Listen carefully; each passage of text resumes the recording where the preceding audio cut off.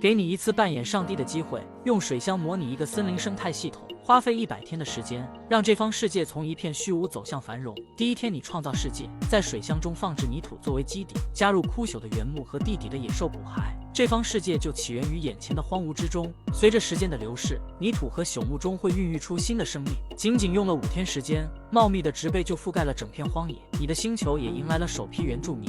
这些蜗牛是缸中最早出现的活动迹象，它们享用着刚刚破土而出的嫩芽。但这种平和的日子并没有持续太久，很快植物的消耗速度超出了你的想象。原来是地下的蚯蚓在搞鬼，它们到处钻洞，破坏了植物的根系。为了控制蚯蚓的数量，作为上帝的你紧急引入了新物种，这是东方如蛇。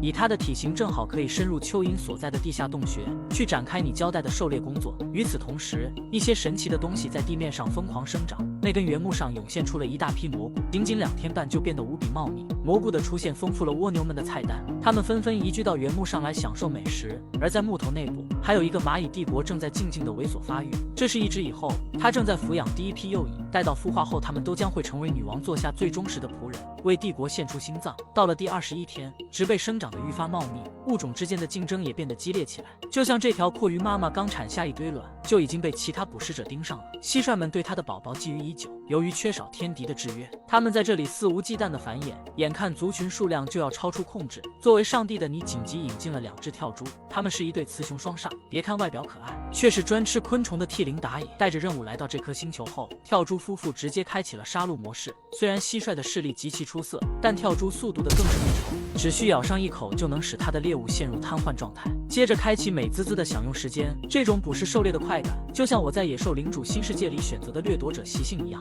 一路从头莽到尾，逮谁干谁。掠夺可比埋头种田来资源快。你看我开局虽然选了弱鸡骆驼，但在掠夺者的30%破坏加成下，就能急速升级领地，招募一批美洲狮出来。即使是科莫多蜥蜴也完全不是对手，变废为宝，抢占战败者的发展资源，分分钟都能建造起一座野兽帝国。感兴趣的朋友可以进服跟我一起玩。与此同时，以后巢穴中的第一个士兵也正破巢而出，女王亲自帮助他展开4肢行走。一个强盛的蚂蚁帝国正在崛起的路上。时间过去50天，乡中已经杂草丛生，植物之间也在展开激烈的地盘争夺战。你意识到需要更多的食草动物来维系平衡，于是引入了新生物千足虫。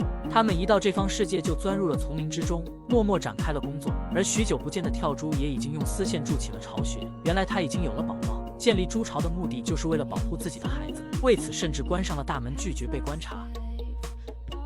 与此同时，邻居家的阔鱼卵已经孵化完成，幼崽阶段的阔鱼还真有点可爱。刚出生不久的它们还不知道自己身在何处，更不知道这个星球马上将迎来神迹，正是来自上帝的人工暴雨。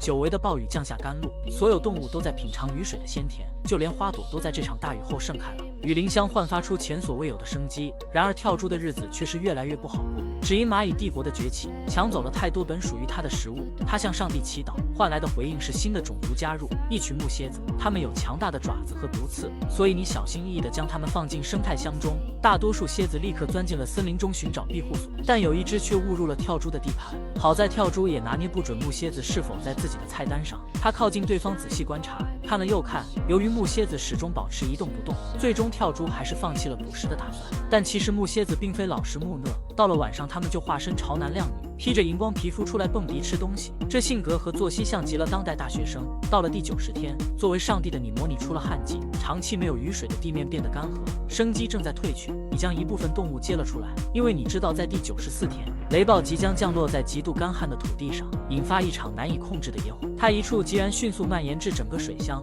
直到一切成为灰烬。然而这个生态系统还没到完结的时候，灰烬中还会孕育新的生命。正如万物皆有循环，生命在一代代的更迭中走向延续，正如我们的生态环境那样周而复始的持续演变。